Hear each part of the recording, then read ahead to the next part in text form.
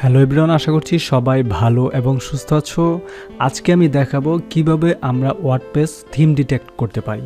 So এই ভিডিওটা অনেক পুরনো একটা লেন্দি ব্যাপার, তোমরা ভাবতেই পারো এটা আবার নতুন কি। হ্যাঁ, আমরা সবসময় যেটা করি ওয়েবসাইটে যাই, ওয়ার্ডপ্রেস ডব্লিউপি থিম ডিটেক্টর এরকম ওয়েবসাইটে ঢুকে সরাসরি আমরা ওয়েবসাইটের লিঙ্কটা দেই, সেখানে তারা বলে দেয় অ্যাকচুয়ালি আমাদের থিমে কি কি প্লাগইন আছে, কোন থিম দিয়ে আমরা ইউজ করতেছি। সো ফার্স্ট অফ অল যদি আমরা এই থিমটাতে দেখাই, কিট পেপারতে এখানে আই রিসোর্টটা আছে, এখানে জাস্ট ক্লিক করে এক্সপেরিয়েন্টে ক্লিক করি, তখন একটু প্রসেসিং সময় নেবে। সময় নিয়ে তারা বলে দেবে আমি কি থিম ইউজ করেছি এবং কি কি প্লাগইন ইউজ করেছি। ওকে, সো আজকে আমরা এই বিষয়টা দেখব না, আমরা এই বিষয়টাকে বাদ দিয়ে স্কিপ করে আমরা চলে যাব কোথায় বলো তো? আমরা ক্রোম স্টোরে চলে যাব। গুগলে ক্রোম স্টোরে গিয়ে জাস্ট সিম্পলভাবে সেখানে লিখব ওয়ার্ডপ্রেস থিম ডিটেক্ট। লেখার পরে দেখো এখানে অনেকগুলো তোমার এক্সটেনশন চলে আসবে। অনেকগুলো এক্সটেনশনের ভিতরে আমরা এক্সটেনশনটা নিব এইটা, 249টা রিভিউ আছে, এইটা নিব আমরা। ওকে, সো এটাকে আমরা যখন নিব ক্লিক করি, ক্লিক করলে দেখো এটার একটা এক্সটেনশনের ভ্যালিডেশন বা স্টাইল দেখাচ্ছে আমাদের সামনে, কোনো ব্যাপার না। ওকে, দারুণ। সো আমরা এখানে এটাতে ক্লিক করলাম, অ্যাড এক্সটেনশনে দিলাম।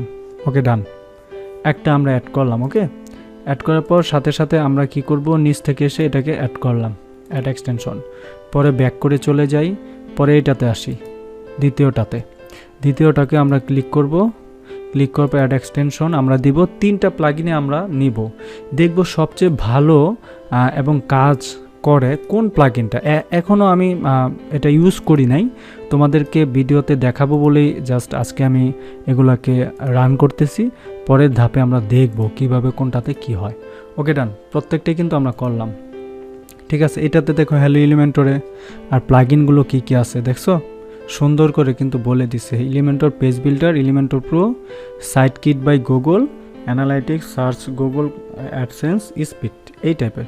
হ্যাঁ, সো এই টাইপের কনফিগারেশন দেখো সুন্দর করে এখানে তারা দিয়ে দিছে, এলিমেন্টর দিয়ে তৈরি করা।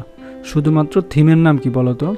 থিমের হচ্ছে এলিমেন্টর থিম। সো এখানে হ্যালো এলিমেন্টর থিম দিয়ে তৈরি করা।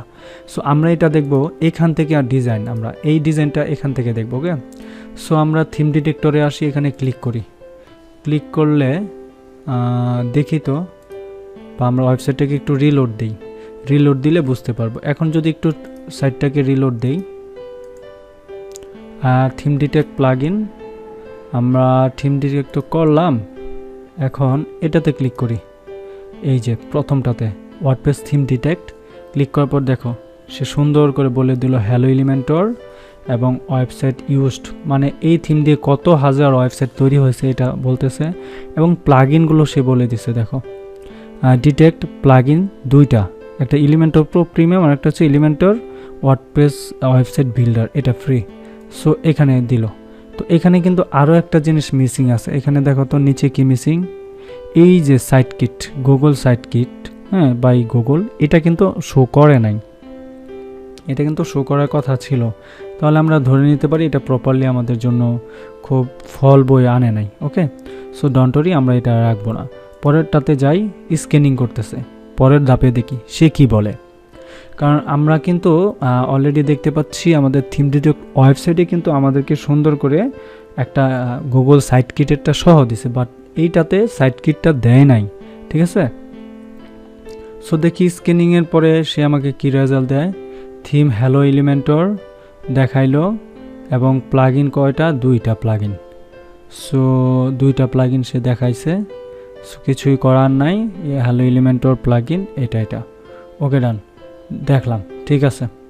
পরেরটাতে আসি, সে দেখি কি বলে। সে তো খিচ খায়া থাকে, কিছুই তো বলে না। Click to view, install the theme and access to site. Okay, আমি ক্লিক করলাম।